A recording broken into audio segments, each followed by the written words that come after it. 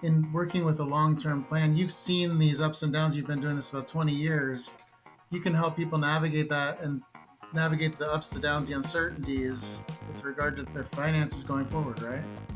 Absolutely. And we really look at risk level, right? So once we get closer to retirement, we're looking at the risk of what they have in their portfolio, if there are any other assets. And so that really dictates where they're going to be at as far as their asset structure. I would also say that, their liquidity needs obviously are very important, but yeah, you want to make sure that someone is taking into account their own specific situation because everyone's needs are going to be different. You are listening to the Legacy Talk podcast hosted by James A. Jones, attorney at law and founder of Sound Legacy Law, PLLC in Tacoma. Attorney Jones is here to talk about how to best protect your family, assets, and wealth, pulling stories from his more than 20 years of helping families and business owners protect their assets, create their estate plans, preserve their wealth, and plan for the future. Nobody wants to think about estate planning, but life has a way of sneaking up on you, and at any moment, something unexpected could happen that will leave you regretting not having acted sooner. So join Attorney James A. Jones in the Legacy Talk podcast and together learn how to plan for your future today and have peace of mind tomorrow. Welcome to Legacy Talk. I'm your host, James Jones. I'm an estate planning attorney from Tacoma, Washington. I've been practicing for over 20 years, and my main practice areas are estate planning, probate, and estate administration. On Legacy Talk, we discuss topics surrounding families and estates. Estate planning is often a confusing and complicated topic, but my goal with this podcast is to make it accessible and understandable for those who need it. So if this is something that interests you, please click the subscribe button and like this episode so that you can follow along as we break down the barriers to estate planning. I'm excited to get to today's episode. Today's topic is financial planners versus estate planning attorneys. Who should you consult and when? Because just like working with a professional for your estate planning is important to handle scenarios that arise with your family and estate, it's just as critical to work with an experienced financial advisor for your long-term financial health and planning. So on today's show, we're talking about financial planners versus estate planning attorneys. Who should you consult and when? So let's get to it. This is an estate planning podcast. Those of you who have listened for the first 18 or so episodes know that. We talk about issues regarding estate planning, wills, trusts from an attorney's perspective, right? Because I'm an attorney. But just as estate planning is an important thing for everyone to have, having an experienced financial planner as part of your advisory team is essential. You work with an attorney to get the key documents and strategies regarding the distribution and management of your estate together for when you're incapacitated, for when you pass away, at your death, right? You work with a financial advisor to enhance your financial literacy, plan for retirement, and preserve your wealth. So today we'll be discussing the role of a financial advisor in your estate plan and your overall financial health. We're doing the first today on today's episode of Legacy Talk. It's our first actual guest. So we're joined today by Melissa Cournyer of Konvergent Wealth Partners in Gig Harbor, Washington. Melissa is an excellent financial advisor. Melissa and I have been working together for many years to help our clients achieve their financial and estate planning goals. So I'm excited to have her on today's episode to give us the background and some insight as to when it's good to talk to financial advisors and what they can offer and why it's such an important plan and role to have in their estate plan. So today we're talking to Melissa Cournyer. She's joined us now about the role of a financial advisor and the benefits associated with it. But first, let's get to know Melissa. So welcome to the show, Melissa. Thanks for being here. Tell us a little bit about yourself to sort of give us an introduction. Yeah. Hi, James. I'm glad to be here. I have been in the financial services industry for about 19 years now. I was born and raised in the Pacific Northwest. I graduated from the University of Washington. I now live in Gig Harbor, which is a beautiful little city, if people don't know, kind of by Tacoma. Yes. And I'm married and have a dog and 2 cats. Nice. Well, good. So what led you into a career in financial planning, becoming a financial advisor? Yeah, I think it was really just seeing how short sighted maybe a lot of folks have been in their planning. I think when you really start to look at the planning that's involved in other careers or other goals that people have, a lot of folks leave financial planning out of it, unfortunately. They just magically decide, hey, I'm going to retire one day and then kind of flip the switch. And then they think about it right then and there, which is absolutely not the way that we're wanting folks to think about it. So that I think really led me to be able to see that folks could do a lot better with their goals and their planning and what retirement really looked like for them. Also, folks are living longer, right? And Yeah, so financial planning has taken a whole different meaning. Realistically, even 10, 15 years ago, when you thought of living till 65, people thought, oh, I'm not going to live that long after that. Or what does that mean? right, Now it's, hey, I could live 20, 30 years after that. And what does that look like? What does my quality of life look like? What do I want it to look like? So right. Yeah, there's a lot of planning that goes into that. yeah, that's right. It's super interesting, right? Because I have the same issues as being an estate planning attorney as people put this stuff off. It's like it's important, but it's not urgent. A lot of time, yours is often much more urgent to start young than my Yeah. stuff is. But it's kind of the same thoughts like, well, I can do it myself, or I'll be okay, or we'll deal with it later. And all of a sudden, we're caught up at the last minute. We don't know what's going on, right? We're not protected. Yeah, right at the end. And that's not the way that you want to have your plan. I mean, you plan a lot of things in life, right? You plan when you get married financially, you plan when you buy a house financially, you plan when you have kids, right? So planning to retire should be a pretty natural thing for most folks, but they kind of, they put it on the back burner, unfortunately. Right. Yeah. Well, I'm excited that you're here. I'm really grateful that we can have this discussion because I think it's important. And I think that we're on the same plane here as far as getting people to look at these important topics and these important things. So today I've got a bunch of questions that I'm going to ask you, Melissa, that basically will guide our discussion as far as the benefit that people get from working with financial planners, having their plan done.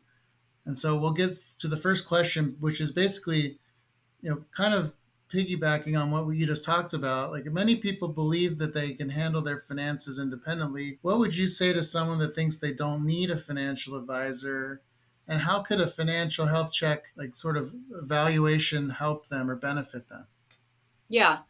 Well, people work so hard at their jobs, right? Their regular jobs when they're working and they're busy, right? Life is busy. They're busy raising kids and doing everything that comes with that as well. So, a lot of the times don't have the time to do the job of a financial planner. That's why we're here to advise, right? It's a full time job for us. So, that's how we look at it. And most folks don't want to come home after a long day of working in whatever their career is and then sit down and study on how they're going to handle retirement and handle their finances and do their whole plan. So, yeah, absolutely. It's a full time job and we treat it as such. And for folks that don't necessarily think they need one or want one, I would just say get a checkup on what you have right now.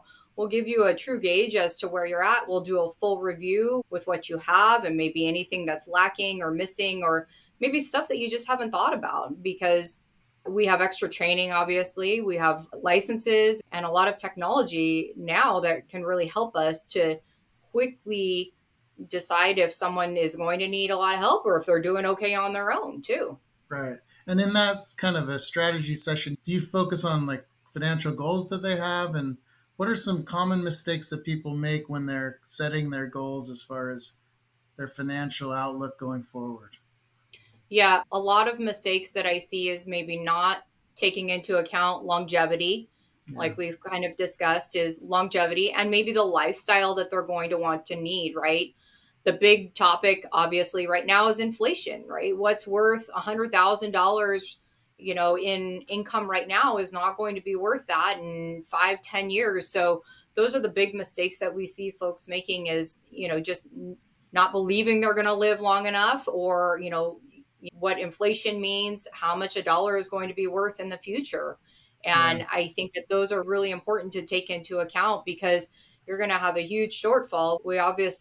We talk about social security and where they're at there, but most folks now don't have guaranteed pensions. And so having that nest egg that they've saved their whole lifetime or their whole career time for, and how to best utilize that and what that looks like down the road is really what we would be planning on. Right. Yeah, I just met with a client yesterday who's a trustee of a trust, and he's managing it's not a ton of money, but it's some money for a guy. And the guy's kind of not wanting him to invest any of the money. He's really worried about it. Like, well, every day it's sitting in the bank, you're losing money because inflation is going through the roof. Right? You're losing money by just letting it sit in the bank account, right? Exactly. I mean, that's the big issue. Again, that's the hot button that we talk about right now. And that's what we're seeing is you can't just sit back and let it sit there in the bank. We call that in our industry lazy money, right? When it's Yeah. not earning anything, especially with the stock market doing as well as it's done the past few years, right? Since 08, 09, we've had this huge booming stock market. So we want to make sure that our folks that are retired, just now retiring or planning on retirement, that they're able to take advantage of that long-term growth, because you can't get that interest in the bank that is needed to be able to keep up with the rising costs anymore. Right. And that's the kind of perspective that you would basically give someone, right? Because in working with a long term plan, you've seen these ups and downs. You've been doing this about 20 years. You can help people navigate that and navigate the ups, the downs, the uncertainties with regard to their finances going forward, right? Absolutely. And we really look at risk level, right? So once we get closer to retirement, we're looking at the risk of what they have of their portfolio, if there are any other assets. And so that really dictates where they're going to be at as far as their asset structure.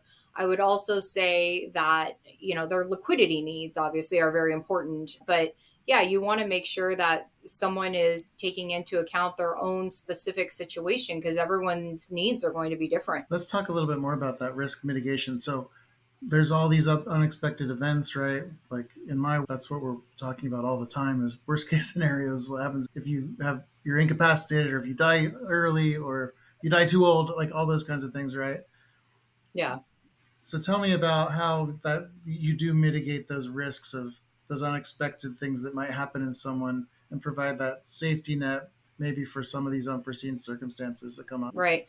Yeah. So risk is a big deal because you want to make sure that number one, the folks are getting the growth of the market. When we look back historically at the S&P has averaged 10% a year in growth. So we can't just say, hey, we're not going to be involved in the market at all, right? You can't turn down 10% a year. But yet we can't have all of our assets in the market either, the closer that we get to retirement. So the way that we really talk about risk is, hey, what is this portfolio going to look like on the downside if something does happen? And what are we comfortable, not that anyone ever wants to lose money, but what are we comfortable putting in play if the market were to go down? And what does that look like risk wise? How does that affect the bottom line? And we have incredible software and incredible planning tools that allows us to be able to predict that and the end game on what someone is wanting to have at any certain year in their lifespan, but also, again, what that risk does to it, what the market, if the market's having a bad year, what does that actually look like? How are we still going to drive income off of that portfolio in retirement during that time? Yeah, no, I think that's super valuable. Because the market is so complex. It's a volatile place sometimes. Lately, right? Since what you late '09, we're doing really great, right? An average Right. historically, we're doing about 10% on the S&P 500, which is really you're not going to beat that in most places. No. But your expertise. So tell us how that market expertise that you have, because I always think, well, I can make my own stocks. I'm going to buy a service and I'm going to pick my own stocks based on those recommendations that are sort of, they're not sort of holistic. They're kind of, this one looks like it's a good one, but it doesn't consider this stuff. Tell Right. us how that like holistic approach based on your market expertise contributes to helping people make informed decisions and really optimizing their strategy for their investment plan. Yeah, during different times of a market cycle. So you've got different sectors that perform better than others, right? So take for instance, right now we're in a late stage four sector, and there are certain things that are going to perform better, certain sectors or certain asset classes that are going to perform better than others, and so it really just we need to stay in line with what we think is going to perform during this time in the market, not just, hey, this has performed really well over the time period. Well, if that's not something that is going to perform in this style of market, then we're not going to gravitate towards that. Obviously, there's a time and a place to be invested in certain things, but depending on what the market's doing, if we're going into recession, if we're in a recession, right, there are certain avenues that are going to be better performing or lesser performing. So, and again, that's kind of tying it back into risk level and longevity too. It just depends on the longevity of the plan that we're looking at, right? If someone is young and they're in their 30s and got a lot of working years ahead of them, then we have a lot of different avenues that we can go to be able to plan for that longevity. And of course, we're going to be a lot more growth oriented than someone that's coming up on retirement or getting ready for retirement. So they're not going to look the same in their portfolio structure because they don't have the same risk structure yet Right. either. And so it just makes sense that different avenues are going to perform with different strengths depending on what type of market that we're performing in. Obviously, we take into account the geopolitical factors, right? Interest rates, just like we talked about, and different in hot topics that are happening right now. Clearly, right now we're in an election year, so that does change a lot of the investment strategy that Yeah. we have. And so there are just those things that we take into account that maybe the average investor is not necessarily going to take into account.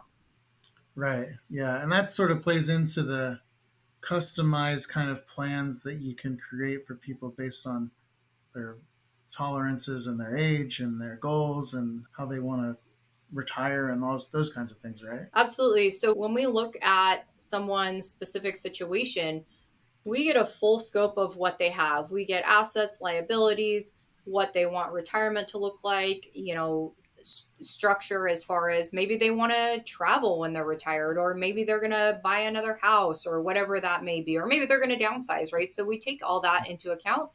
And so we can really make the plan, whatever their plan is or whatever they want their plan to be, we can put that in the structure of the plan so that there are no surprises. So that it's really just, hey, we structure this plan and then we follow the plan. And then I hold my clients accountable, right? And we meet and we talk about, hey, how is this plan going? How do we feel, right? If we're hitting all of these guidelines, then this is probably going to be the end result.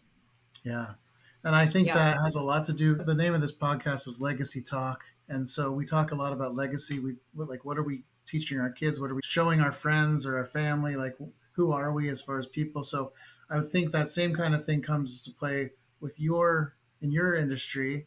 Like, you have to help people behavioral wise because emotions can be a significant factor. Is like, you lose money or you make money. If we make money, I'm putting more money in that stock. Or if I lose money, I'm Yeah. like, I got to get it out of here. So how does your role help people sort of coach them as far as understanding the fluctuations and then making good like habits as far as their financial future goes?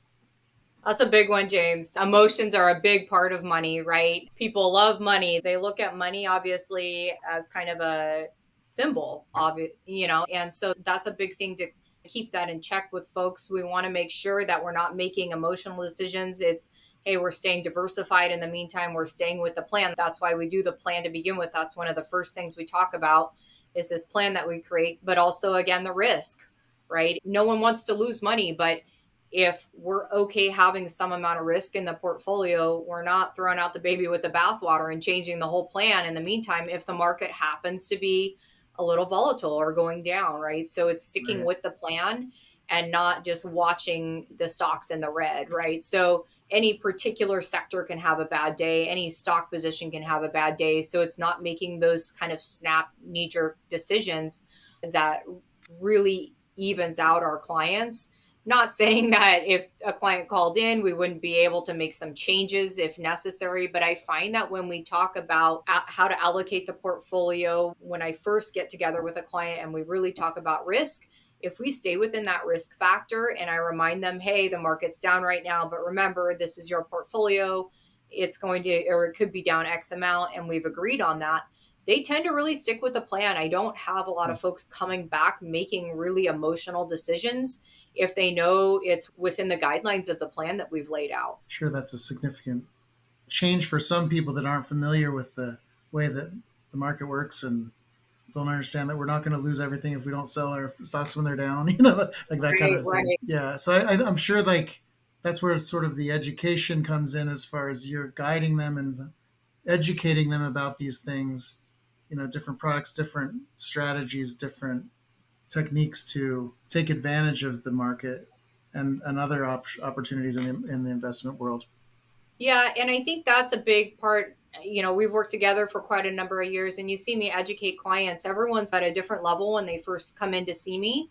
And so I really gauge off of how involved they want to be, what education level they want. I think it's great because that holds everyone accountable, right? So if I teach a client just the basics, how to read their statement, what this looks like, how to read the 1099 that comes out. So I find that that keeps everyone engaged. And I think that that's really important because then you don't have those surprises. You don't have those emotional phone calls or snap decisions when something happens, right? Because we can't control the market. I don't know what the market's going to do from day to day, but what we can control is the plan and the education. And I Right. think if everyone is at a good point in their education and they know what they're invested in and just a general why, then that takes away a lot of those questions when something comes up or when the market has a bad day.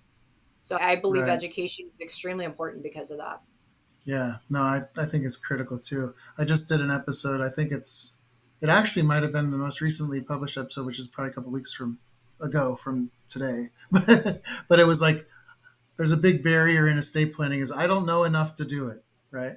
And so one of the reasons I do a podcast like this is education wise. And one of the reasons we talk to people and meet with people, right, in both of our worlds is to tell them there's these options and that we're the experts. And if they work with us, typically we're going to give them the correct advice, right? And we're going to do our best to advise them because it's in our best interest to advise them properly, right? And to pick the best strategies. Just like Yeah. when you go to the doctor or something and you don't ask him, you need to have open heart surgery. And they don't ask the doctor, well, let me study this out and I'm going to just make sure that you're going to do the right technique, right? Or I'm going to understand every little stitch and every little cut. Like that's just not Right. how it is. And I think the same thing applies to people like us in the financial and legal world. That there's a lot of information out there for us, right? But for people to look at. But that doesn't mean that an expert isn't essential. I think so. Right. And in our industry, both of our industries, you can jump online and you can Google a lot of stuff, right? But that, again, it doesn't mean that it's correct. It doesn't mean that it pertains to you and your situation, right? Everyone's going to be different. So we've both seen it where we'll have folks try and do their own planning and it just doesn't turn out right because it's not maybe not meant for them or it's sometimes too simplistic for what they have going or it's just not right for their situation. So I think that's what leaving it to professionals and the experts looks like, right? Is so that we can really weed through all that and kind of cut through the noise and make sure that what the planning that we're doing actually pertains to our client. And we do know a lot of obviously extra things that someone that's just Googling it is not going to know, right? Because we're trained in that. So there's a lot of things that we can bring up, a lot of extra type of planning techniques that we can use that maybe someone wouldn't have thought about. Yeah. No, exactly. That's what we get after 20 years or so for doing this That kind of work. So is true. Yes. let's talk a little bit about retirement readiness. I'm sure you get a lot of clients who, like the typical Boeing employee or something like that, that has worked at Boeing for 20 or 30 years and they've got their 401k plan that's pretty, it's got a lot of money in it, but it's been in that Boeing 401k and they're thinking about retiring. They've got a house with equity. They might have a little bit of money dabbling here and there, but they really haven't had a cohesive retirement plan. How is that person going to be benefited by helping or being helped by a professional like you?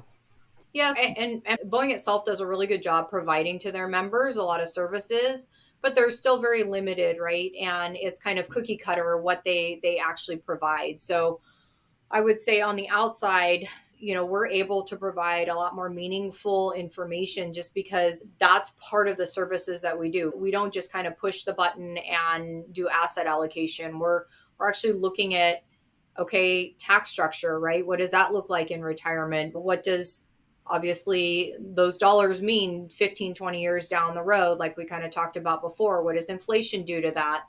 Is my portfolio going to keep up? What's positioned right now in asset allocation? Does that look good 5 years from now? Maybe again, it's a different geopolitical situation globally. Maybe international is or isn't performing well. Do we want to be invested in certain things?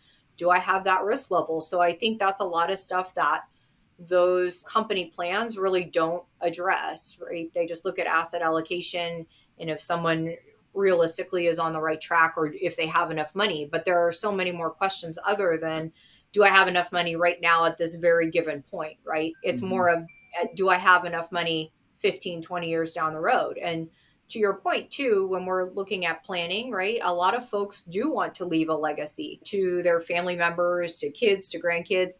That's not covered at all in that type of planning. The best structure Mhm. on how to leave that legacy, right, that's not covered at all in Yeah. company retirement type planning. And so the most tax efficient way to do that, the easiest way to do that, we address all of that type of planning as well. Right. And that brings up this dreaded word, right? Taxes, right? In my world, it's mostly estate taxes that we're dealing with, but some trust taxes. And we're trying to keep people under the estate tax exemption or plan so they don't have to pay their estate taxes. Tell us a little bit about like how you help plan and implement strategies to prevent and take account for taxes because we're all paying taxes one way or another. How do you strategize in that way with your clients? Yeah, everyone has heard the adage, it's not what you make, it's what you keep, right? And Yeah. everyone is for paying their fair share of taxes, but most of my clients don't see the reason to pay more than that. So the planning that we do is focused around making sure obviously they pay their fair share of taxes, but it's also focused around how to be the most tax efficient in retirement and how to pull that money out that they've saved all these years during their working years, during their accumulation phase, how to pull all of that money out the most efficiently so that they could possibly leave a legacy down the line or they can take that extra trip here and there. So I think that's a big part. Again, it's not what you make, it's what you keep. And so a lot of the planning tools that we use really focus and center around that. No, it's critical because you hear these horror stories of people that don't understand individual retirement accounts and they say, well, I've got $1 million in that account and I'm going to take it out. I'm going to put it Yeah. somewhere else. And they don't realize, well, they're going to get taxed. They're going to get penalized, maybe. It's Yeah. just like there's these huge pitfalls that they could. Yeah, unfortunately, we see it all the time where someone, and whoever they're working with at the work plan or whatever it may be, is not advising them, or maybe they just do it on their own, right? And they just take it out and run to the bank and throw it in there. So, you could lose about 37% right off the bat immediately by doing that. Clearly, that's a really bad mistake. So, I mean, that's a pretty basic one, but we obviously address rollovers. But again, it's more of in retirement. Okay, we're at a certain tax threshold. What do our pensions look like? What does Social Security look like? Can we do any other types of planning to make sure that maybe these buckets of money aren't getting taxed at a similar rate? Or what buckets of money are we drawing from in retirement so that the tax burden is less, right? A lot of my clients are also charitably inclined. So we can leave to different charities and there's different gifting strategies that we can utilize to make sure that if we're gifting that it really benefits tax wise as well. Right. Yeah, Yep. we talk about that a lot too, the gifting and the philanthropic goals that people have, right? If you don't plan your legacy, there's one less person giving to that organization that you love, right? And that's something that Right. we can build into our plans on both sides for sure. Yep. Well, Melissa, it's been super educational to have you on. We've really learned a lot, I hope. And I think the people that listen to the podcast are really going to benefit from having you on today's episode.